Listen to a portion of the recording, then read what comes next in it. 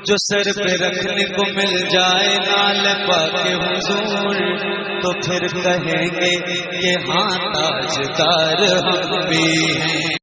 جب کبھی مایوسی آپ کے قریب آنے کی کوشش کرے، کوئی دکھ ستائے،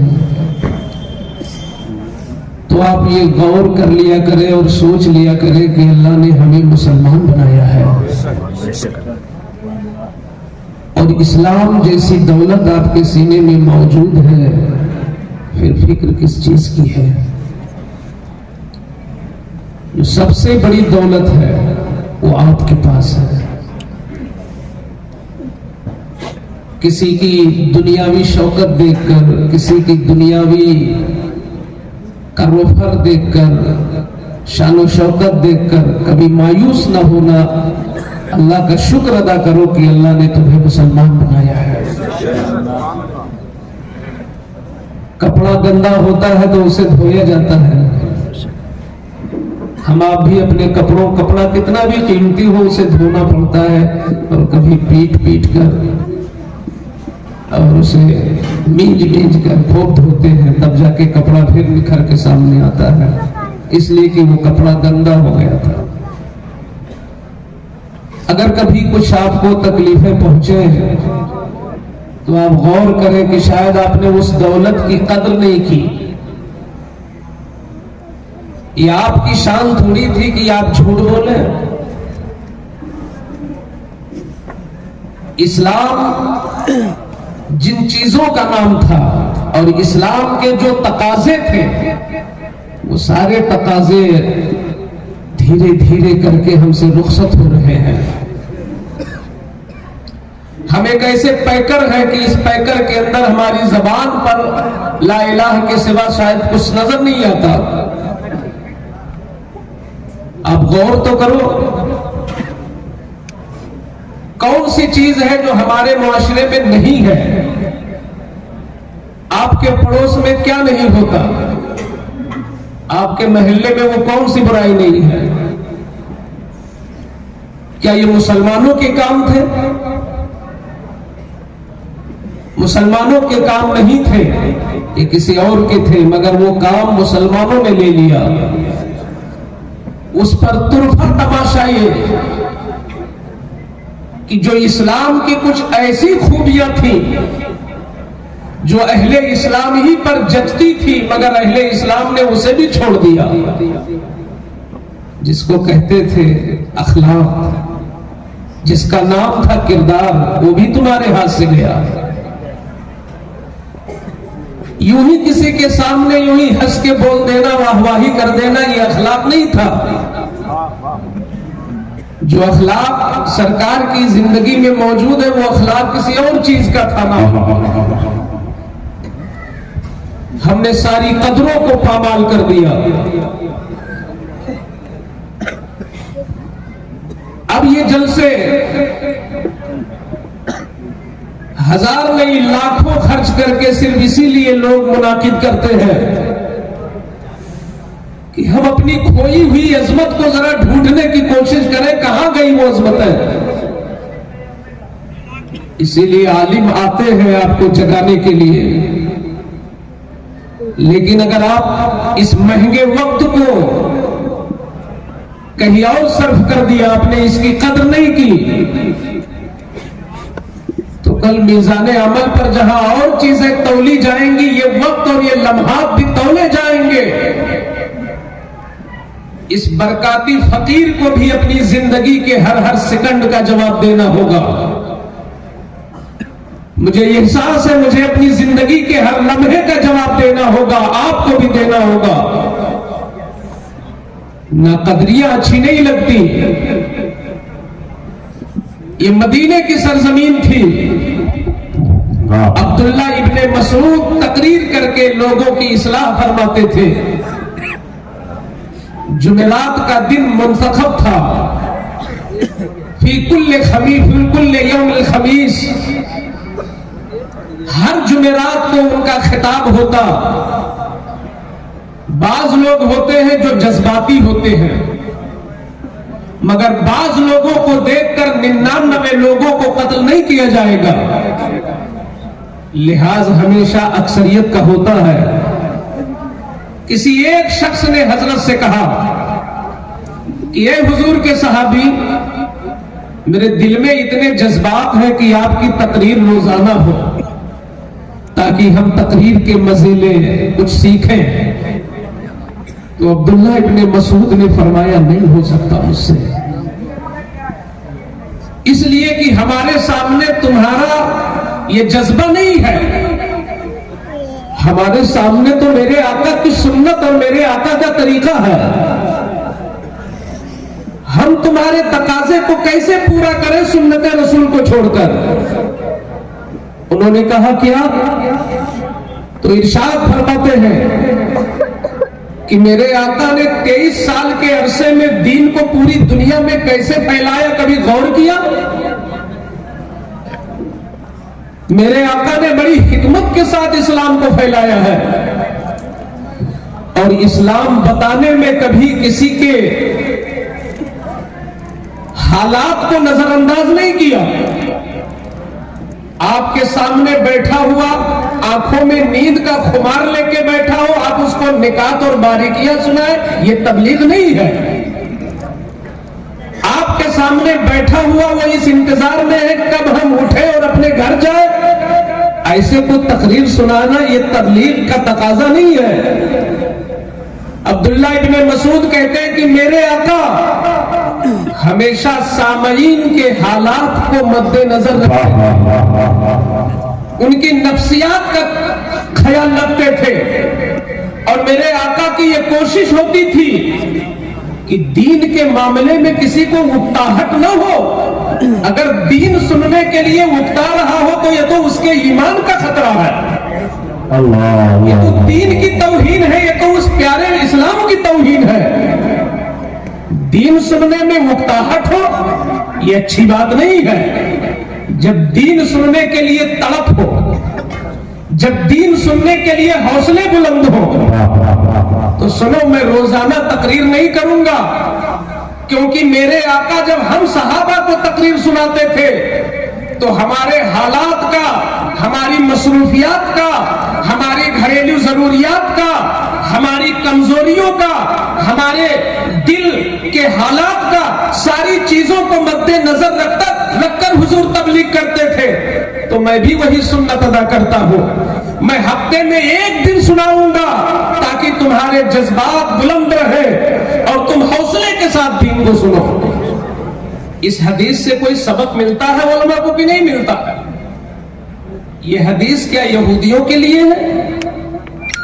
ये हदीस क्या नसारा के लिए है? ये हम छोटे छोटे मुबल्लिगीन के लिए भी है। नारे तकबीर, नारे रिसालत, शहजादे मौलाए कायनात हुजूर सैयद मिराज मियां साहिब किबला, हुजूर सैयद मिराज मियां साहिब किबला, अशरफी दूल्हा, अशरफी दूल्हा। नारे तकबीर, नारे रिसालत। आप देख रहे हैं मिंबर शरीफ पर शहजादे मौलाए कायनात हुजूर सैयद मौलाई हुजूर सैयद मिराज शहजाद किबला आस्ताने आलिया जा शरीफ की अमल हो रही है। नारों से इस्तेमाल करें, नारे तकबीर, नारे रिसालत, शहजादे मौलाए कायनात हुजूर सैयद मिराज मियां साहिब किबला, नारे तकबीर, नारे रिसालत।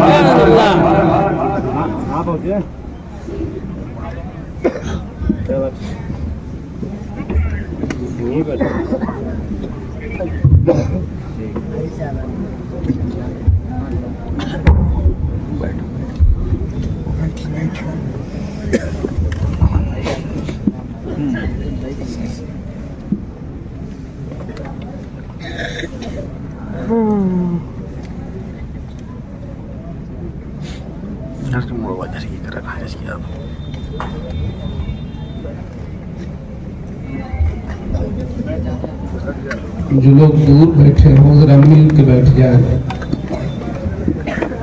और करीब आ जाए, उनके अंदाज से लगे कि वो कुछ सुनना चाहता है ताकि दो चार बातें मैं सुना सकूं। मैं कोई खास मौजू पर कोई मुकम्मल तकरीर के लिए नहीं बैठा हूँ। हमने अपना वक्त अपने करम फरमाओं के कदमों में नजर कर दिया है। میں کچھ باتیں سنا رہا ہوں کہ اللہ تعالیٰ کی نظر رحمت ہو جائے، میرا آنا قبول ہو جائے۔ تو میں یہ عرض کر رہا تھا کہ قرآن میں بھی موجود ہے کہ تمہارے لیے پیروی کرنے کے لیے اور نمونہ بنانے کے لیے کوئی اور نہیں ہے، وہ حضور کی زندگی ہے۔ ہر چیز میں حضور تمہارے لیے مثال راہ ہے۔ تقریر کرنے والے ہوں، تبلیغ کرنے والے ہوں، پڑھانے والے ہوں، جو بھی کام کرنے والے ہیں، سب کے لیے نمونہ حضور کی زندگی ہے۔ تو آپ جب تبلیغ فرماتے تھے تو لوگوں کے حالات کو مد نظر ضرور رکھتے تھے کہ بیٹھا ہوا تھک تو نہیں رہا ہے، پریشان تو نہیں ہو رہا ہے، اکتاہٹ تو نہیں ہے۔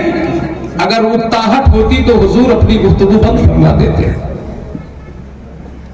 اگر زبردستی دین کو تھوپا جاتا تو اتنی آفاقی تبلیغ نہ ہو پاتی۔ لا اکراہ فی الدین، دین میں کوئی جبر نہیں ہے۔ یہ تو بڑا محبوب دین ہے، اللہ کا محبوب دین ہے۔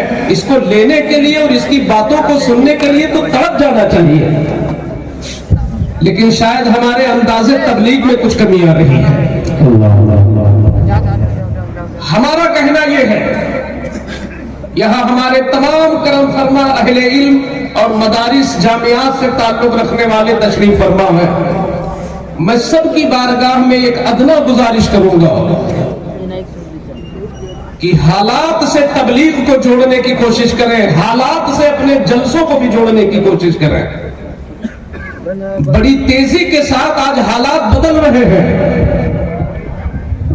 ان لوگوں کو آپ نہیں دیکھتے جو اپنا جلسہ 10 بجے ختم کر کے ہم سے زیادہ باتیں پہنچا دیتے ہیں قوم کو۔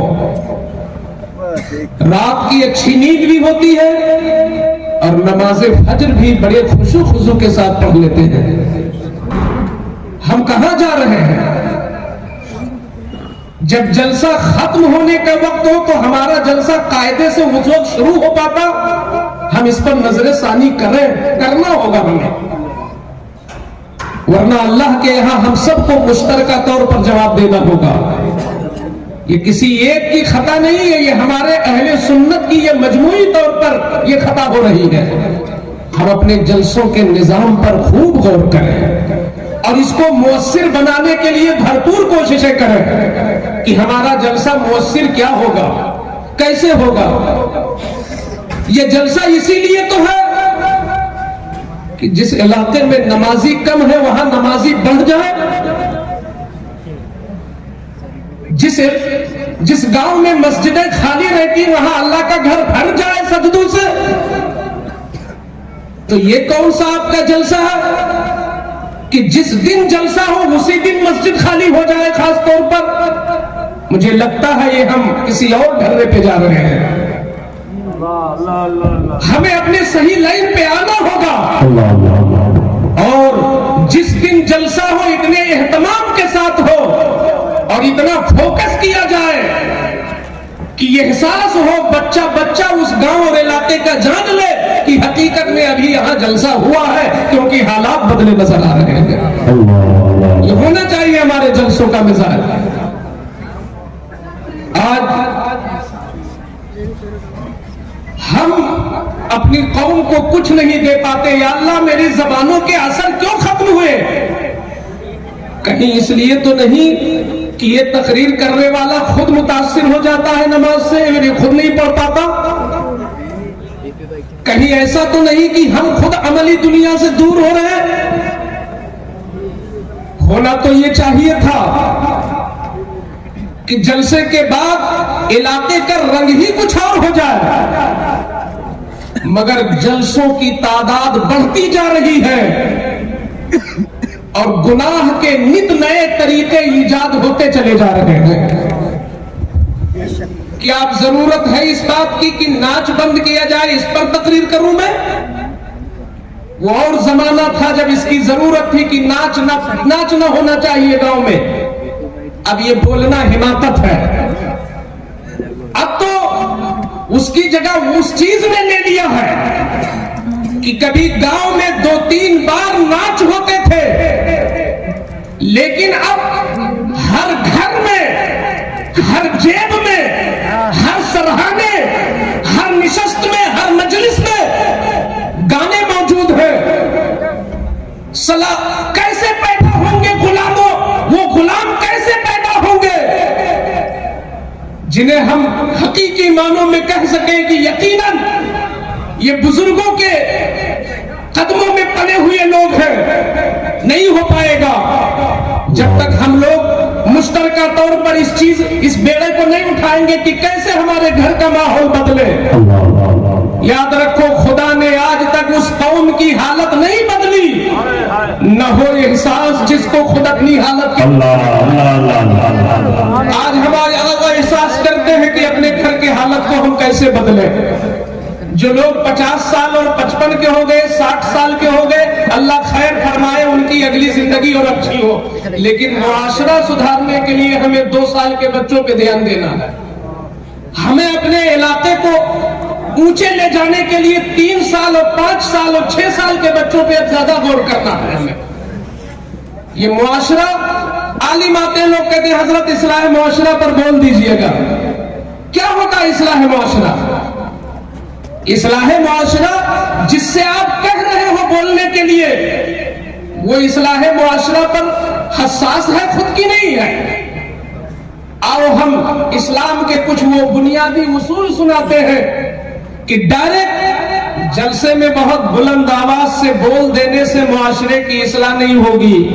معاشرے کی اصلاح کے لیے ہم سب کو مل کر ایک کوشش کرنی ہوگی۔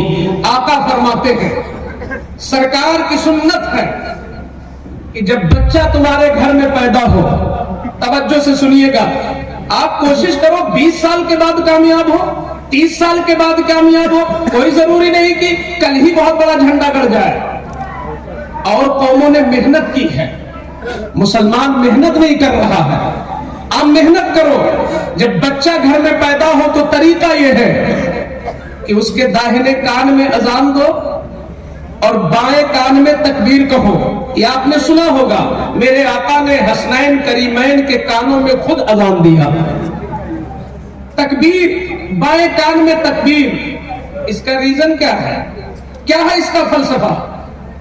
اس کا فلسفہ صرف اتنا ہے کہ اسلام تمہارے دل کو بھی اجلا کرنا چاہتا ہے، تمہارے من کو بھی اجلا کرنا چاہتا ہے۔ تمہارا جو بچہ ابھی پیدا ہوا ہے اس کا دل بہت صاف ہے، بالکل صاف ہے، اس پر جیسی آواز جائے گی اسی آواز کا اثر ہوگا۔ وہ جو بچہ پیدا ہوا ہے اس کو سننا ہی ہے، کوئی نہ کوئی آواز وہ ضرور سنے گا، یا تو دایا کی آواز سنے گا یا ماں کی آواز کو پہلے سنے گا، ڈاکٹر کی آواز کو سنے گا۔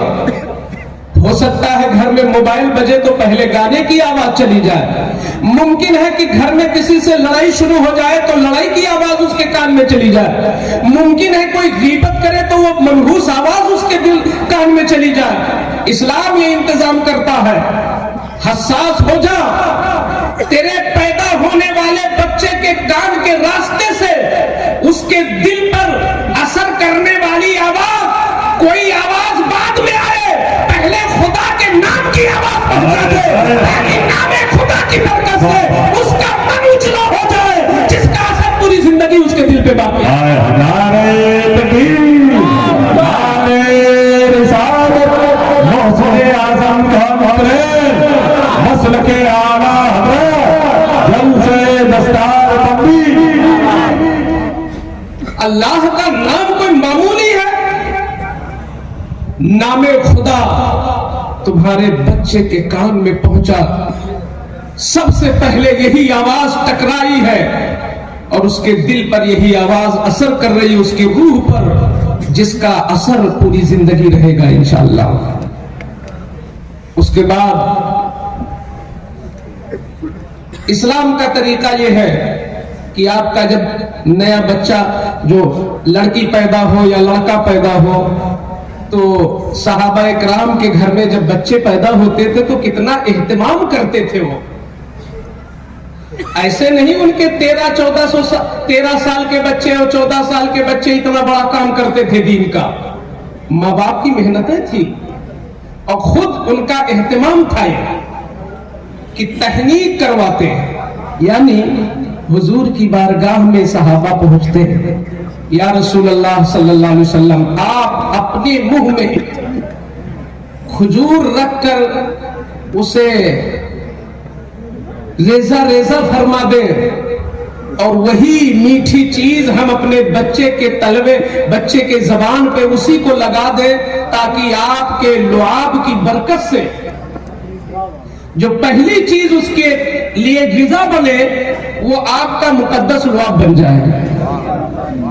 یہ بچے میں محنت ہوتی تھی، آج حضور کا لعاب تو نہیں مل سکتا آپ کو، لیکن یہ عالم ربانی تشریف فرما، یہ آل رسول تشریف فرما، آپ کے علاقے میں بہت باعمل علماء دین ہوں گے، آپ بھی تو یہ محنت کر سکتے ہیں کہ کوئی میٹھی چیز ان کے منہ سے، رسول نہیں ہے تو نائب رسول تو موجود ہے، آپ وہاں سے میٹھی چیز لے کے اپنے بچے کی زبان پہ لگائیں، تاکہ پہلی غذا جو پہنچے وہ کسی باعمل عالم کا لعاب پہنچے، تاکہ اس کا اثر تمہارے بچے پہ ہو۔ اسلام اس طرح معاشرے کو اچھا کرنا چاہتا ہے، جڑ سے تم کو صحیح کرنا چاہتا ہے۔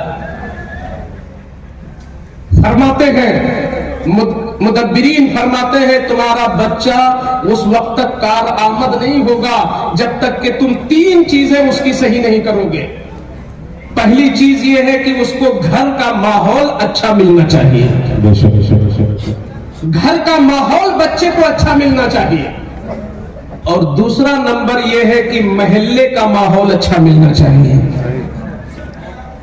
اور تیسرا یہ ہے کہ جس اسکول یا جس گاؤں میں جس مدرسے میں بھیج رہے ہو اس مدرسے اور اسکول کا ماحول اس کو اچھا ملنا چاہیے۔ آپ اس کو نوٹ کریں، جن کے یہاں بچے پیدا ہو چکے ہیں یا ہوں گے انشاءاللہ، آپ ان تین باتوں کا اہتمام کریں، انشاءاللہ وفادار بچہ ہوگا آپ کا۔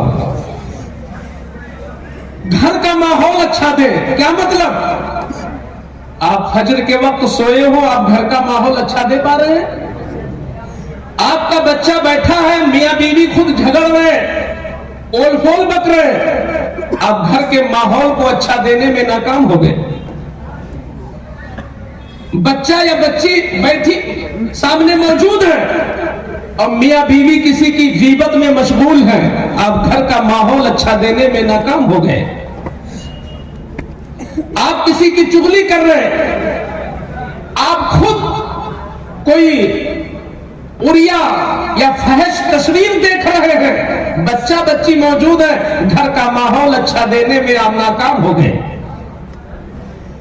ماں خود بے پردے سے رہتی ہے، جو بھی آ جائے بیٹھا رہے، جب ماں بے پردہ ہے تو اپنی بیٹی کو وہ اچھا ماحول نہیں دے پا رہی ہے۔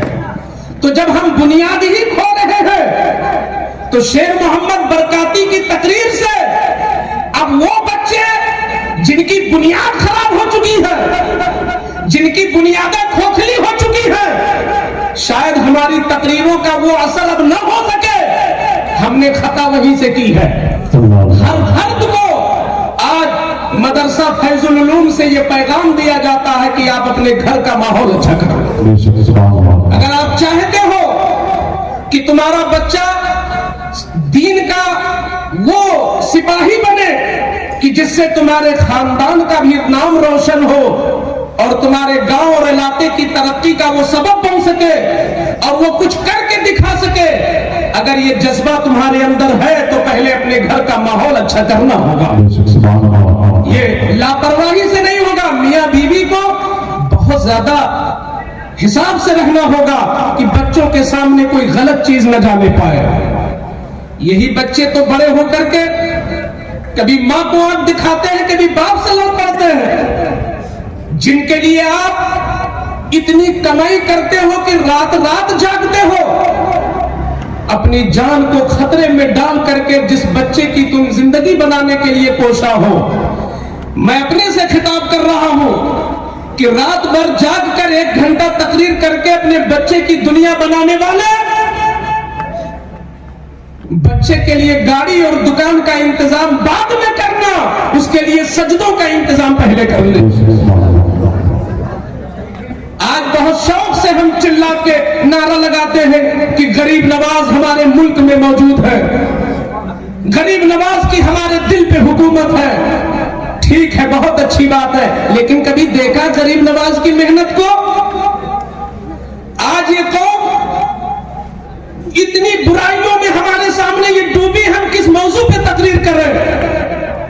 लेकिन एक चीज है जो सबकी इस्लाह कर सकती है। जब मेरे आका दुनिया में तशरीफ लाए जाहिर में, तो हुजूर के सामने जो कौम थी वो इस कदर गई गुजरी थी कि बुराई खुद शर्मा रही थी, बुराई खुद शर्मा रही थी उनके सामने। शैतान हैरत में था कि ये कैसा इंसान है, अपनी सगी मां से भी मुंह काला करने के लिए वो तैयार हो जाते थे। रिश्वत लेना, रिश्वत देना कोई मतलब ही नहीं था। अपनी सगी लड़कियों को जिंदा गाड़ देते थे, जिसकी लाठी उसकी भैंस। हर किस्म की बुराई में वो कौम डूबी हुई थी। लेकिन मैं अपने उलमा, शोरा, इन तमाम अपने करम फरमाओं की तवज्जो के साथ पूछना चाहूंगा कि पैगंबर ने उन बुराइयों का इलाज कहां से शुरू किया? मेरे आका ने उन बुराइयों का इलाज कहां से शुरू किया? जब आका ने ऐलान नबूवत किया, और ऐलान नबूवत के वक्त से जब कुरान का नाजिल होना शुरू हुआ कि यही किताब है इनकी हिदायत के लिए, ये जो शराब पी रही है कौम, ऐ मेरे नबी, ऐ मेरे महबूब नबी, अगर इनको सही रास्ते पर लाना है तो ये किताब तुम्हें दे रहा हूं। इस किताब के जरिए इनकी इस्लाह कीजिए। किनकी इस्लाह कीजिए? जो चाय से ज्यादा, कोल्ड ड्रिंक से ज्यादा शराब पीने वाली कौम थी, जो माओ के साथ जिना करने के लिए तैयार थी, जो सगी बच्चियों को गाड़ने के लिए तैयार थी। ऐसी कौम के लिए जब कुरान उतरा है तो कुरान की पहली आयत शराब की मजम्मत में नहीं है, रिश्वत की मजम्मत में नहीं है, जिना की मजम्मत में नहीं है, कत्ल की मजम्मत में नहीं है, तालीम के लिए है। पढ़ना शुरू कर दे, जब इल्म आ जाएगा तो तू रिश्वत से भी दूर हो जाएगा, जब इल्म आ जाएगा तो तू हर बुराई से दूर। नारे तकबीर, नारे रिसालत, मौसम आज़म कौन करे, जल से दस्तार बंदी, नारे तकबीर, नारे रिसालत। इल्म वो नूर था जिस नूर से हर बुराई की जुल्मत खत्म हो गई, हर बुराई की तारीकी दूर हुई थी इसी नूरे इल्म के जरिए। आज उसी इल्म से तुम कितने दूर हो? हम अल्लामा फहामा पोस्टर में छपवा ले, वो एक दो से कुछ नहीं होता। रिपोर्ट ये है कि हर कौम से पीछे है मुसलमान। आज हमें इन जलसों से एक मिजाज बनाना होगा कि हमें तालीम में इतनी मेहनत करनी है कि अगर वक्त आ जाएगा तो मैं फाका के साथ लेट जाऊंगा, मगर मैं अपने बच्चे को स्कूल भेजने से नहीं गुरेज करूंगा, बच्चे को पढ़ाऊंगा चाहे भूखे मर जाऊंगा। जब तक कौम में ये मिजाज नहीं होगा, अगर ये मिजाज आ जाए तो 10 साल के बाद जो हमारी जिंदगी होगी वो कुछ और जिंदगी होगी। एक चीज और मैं मदरसे के हवाले से कहना चाहूंगा। अल्लाह ताला का करम है कि बहुत सारे लोगों की आवाजें अच्छी हैं और इजलास में, तकरीबात में, महफिल में जो शोराए कराम मदऊ होते हैं वो तो रहते ही हैं।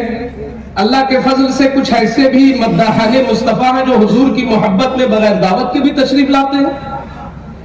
और अनाउंसर के लिए बड़ी दिक्कत कभी कभी खड़ी होती है कि किसका ऐलान करे, किसका ऐलान न करे। यानी हुजूर की नात में अल्हम्दुलिल्लाह वो जज्बा आ गया है और इतनी बेदारी आ गई है कि हम अगर चाहे तो एक तकरीर भी ना हो, नात ही में सवेरा हो जाए। ये पोजीशन यानी नात के हवाले से ये तरक्की है हमारी। ठीक है, बहुत अच्छी बात है। हर हर नबी के गुलाम को नात पढ़ना चाहिए। नात तो हमारे ईमान की ग़िज़ा है। नात अगर इखलास से हो तो इबादत है। लेकिन एक चीज और हमें गौर करना है कि अगर किसी गांव में 4 लोग अचानक उतरे کبھی کبھی ایسا ہوتا ہے کہ مصلی پر نماز پڑھانے کے لیے جانا ہے تو بہت سارے لوگ اچھی آواز والے موجود ہیں، مگر کوئی بدلے جھانک رہا ہے کہ مصلی پہ کیسے جائے، ہماری صورت درست نہیں ہے. یہ کیا وجہ ہے بھائی؟ نعت کی لسٹ نہیں ختم ہوتی اور تلاوت کے لیے کہ لوگ اتنا گریزہ کیوں ہے؟ یہ کیا وجہ ہے؟ یہ ہماری کمی ہے. کیا؟ جس چیز کی مارکیٹ میں پذیرائی ہوتی ہے اور مارکیٹ میں جس چیز کو بہت زیادہ لوگ فالو کرتے ہیں اور جس کو بہت زیادہ نوازتے ہیں، ہمارے بچے اسی طرف زیادہ بھاگتے ہیں. اگر اسی منبر پر کوئی تلاوت کرے اور تلاوت کرنے والے کو پبلک کی طرف سے ہزاروں روپے انعام میں مل جائے تو بچہ سوچے گا ہم بھی قاری بنیں گے، بچہ سوچے گا ہم بھی اچھے قاری بنیں گے، کیونکہ جلسوں میں بہت نوازا جاتا ہے. اگر جس طرح شادی کے موقع پر صحرا پڑھنے کے لیے آپ اچھی آواز والے کو دعوتیں دیتے ہو کہ 5,000 نذرانہ بھی دوں گا اور 10,000 انعام مل جائیں گے، تو صحرا پڑھنے کے لیے لوگ مشقیں کرتے ہیں. کاش یہ کہو کہ ایجاب و قبول سے پہلے وہاں اللہ کے قرآن کی کچھ آیتیں پڑھنی ہوگی اور اس پر بھی 10,000 روپے دیے جائیں گے، تو ہر گاؤں میں 10 قاری نظر آئیں گے اور قرآن آگے بڑھے گا اور تلاوت کی طرف لوگ نظر آئیں گے. یہ بھی تو ہوگا. نوازشیں جہاں ہوتی ہیں ترقیاں وہی ہوتی ہیں. آج مدرسوں سے مدرس کیوں کمزور ہو رہے ہیں؟ مدرس اسی لیے کمزور ہوئے کہ پڑھانے والے کی قدر نہیں کی گئی. پڑھانے والے کی قدر نہیں کی گئی تو علم ہمارے مدرسوں میں کمزور ہو رہا ہے. آنے والے 10 سال میں شاید ہمیں کوئی محقق نہ مل سکے. ہم کوئی تفسیر کی کتاب لکھنا چاہے کس سے اصلاح کروائیں؟ ہم علم حدیث، علم اصول، علم فقہ کے موضوع پر لکھنا چاہیں کس سے اصلاح کرائیں؟ کیا علامہ فیض الحق صاحب کے وصال کے بعد جن مدرسوں میں حضرت پڑھا رہے ہیں، کیا آپ کو دکھ رہے کہ ان کا کوئی نعم البدل آپ کو نظر آ رہا ہے مدرسوں کے اندر؟ یہ کیوں نہیں ہے؟ اس لیے کہ جس چیز کی قدر نہیں ہوتی ہے وہ چیز خود بخود مٹ جاتی ہے. تو میں یہ پیغام دینا چاہوں گا کہ جلسوں میں اگر آپ ناطخہ کو دعوت دیتے ہو تو کسی اچھے تالیہ قرآن کو بھی اچھی دعوت دو اور جیسے اسے نوازتے ہو ایسے اسے بھی نوازو. تو ممکن ہے کہ تلاوت کے تئیں بھی ہمارے جذبات ابھرتے ہوئے اور اس دنیا میں بھی لوگ محنتیں کریں. مدرسوں کے اندر جو مدرس چندہ کر کے لائے جیسے اس کی تعریف ہوتی ہے، ایسے جس نے بچوں کو خوب اچھا پڑھا دیا اس کی بھی نوازش ہونی چاہیے تاکہ لوگ مدرسوں میں پڑھانے کریں. مدرسہ چلانے والے وہ چاہے عوام میں سے ہو یا خواص میں سے ہو، مدرسے کے اسٹاف میں سے جو تمہاری خوب عزت کرتے ہیں، بڑی تعظیم کرتے ہیں اور چندے کی بات کرتے ہیں، جس طرح تم ان سے محبت کرتے ہو ان سے زیادہ اس مدرس سے محبت کرو جو بچوں کو خوب پڑھاتا ہے اور زیادہ ٹائم دیتا ہے. اگر یہ ماحول ہو جائے تو ہمارے مدرسے ترقی کی طرف جانا چاہیے. یہ جو بچے آج بہت بڑا المیہ ہے، ہم پڑھانا چاہتے ہیں بچے پڑھنا نہیں چاہتے ہیں، یہ سب لوگ جب تک مل کر اس پر اسباب پر غور نہیں کریں گے، اسباب پر غور نہیں کریں گے اور ان اسباب کا ازالہ نہیں کریں گے تو ہم دن بدن اس طرح سمٹتے جائیں گے، کمزور ہوتے جائیں گے، پتہ ہی نہیں چلے گا کیا ہوا. دراصل خطا ہماری طرف سے ہے. بہت بڑی دولت تھی خدا کی طرف سے ہمیں، اللہ نے ہمیں اسلام جیسی دولت دی تھی. وہ چاہتا تو تمہیں کیڑا بنا دیتا، وہ چاہتا تو ہمیں کیڑا بنا دیتا، لیکن یہ اسی کا تو احسان ہے کہ مجھے خطاب کرنے کے لیے کرسی پر بیٹھنے کا موقع دیا. اگر پھر بھی ہم اللہ کا شکر نہ ادا کریں تو شاید یہ نعمت دھیرے دھیرے ہم سے رخصت ہوتی چلی جائے گی. لوگوں جلسے میں چاہے 1 گھنٹہ ٹائم دو لیکن اپنے اندر کچھ بدلاؤ لے کر کے جاؤ، اپنے گھر کے لیے کچھ لے کر کے جاؤ. آج سرے دست हम 2-3 बातें कहकर कि आपको करना क्या, आपको क्या करना है। आपको ये करना है कि आपका बच्चा चाहे इंग्लिश मीडियम में पढ़ता हो, चाहे किसी कॉलेज में पढ़ता हो, यूनिवर्सिटी में पढ़ता हो, लेकिन बहैसियत मुसलमान उसके पास दीन का इल्म बहुत जरूरी है। दुनिया में इज्जत की जिंदगी जीने के लिए दुनियावी इल्म की जरूरत है, और दुनिया में भी और आखिरत में भी इज्जत पाने के लिए दीन के इल्म की जरूरत है। तो अब तुम्हारा बच्चा अगर इंग्लिश मीडियम में पढ़ता है, वो दीन का इल्म कैसे सीखेगा, कौन सा वक्त आएगा? उसके लिए अगर आप लोग तैयार हो जाओ तो ये मिंबर पे जितने लोग बैठे ना, इनको फुर्सत ना मिले। जो मैं नुस्खा देना चाहता हूँ वो नुस्खा ये है कि आप अपने बच्चों के लिए अच्छे ट्यूशन का इंतजाम करो, कोचिंग का इंतजाम करो। ये हर महल्ले में होना चाहिए। ये नहीं कि 4 गांव है और बीच में एक छोटा सा मदरसा खुला है रस्मी तौर पर, और बच्चे वहां पे चले जाते हैं, 2 घंटा पढ़ लेते हैं। इससे नहीं होगा, बल्कि हर महल्ले में कोचिंग सिस्टम हो और वक्त के हिसाब से हो कि मालूम हुआ फर्स्ट मीटिंग में भी है, दोपहर के बाद भी है, मगरिब के बाद भी है। अगर 2-2 घंटे का ये टाइम हो तो ये हमारे जितने भी गांव में इमामत करने वाले, मकातिब में पढ़ाने वाले, प्राइवेट मदरसों में पढ़ाने वाले ये मुदर्रिस जिनका वक्त खराब होता है, उनकी जरूरतें पूरी नहीं हो पा रही है और कौम के बच्चे जाहिल भी होते चले जा रहे हैं। उसका तरीका यह है कि आप जैसे इंग्लिश मीडियम में पढ़ाते हो 5,000 की फीस देकर, 8,000 की फीस देकर, तो ये वो तालीम है जो तालीम हो सकता है दुनिया में तो कुछ काम आ जाए, लेकिन जिस दिन तुम्हारी रूह निकलेगी शायद वो तालीम तुम्हारे कहीं की काम ना आए। ये कुरान की वो तालीम है जो दुनिया में भी और आखिरत में भी। तुम कुरान पढ़ाने वाले को 300 पकड़ाते हो, दीन सिखाने वाले को 500 पकड़ाते हो, और अंग्रेजी पढ़ाने वाले को 5,000 पकड़ाते हो।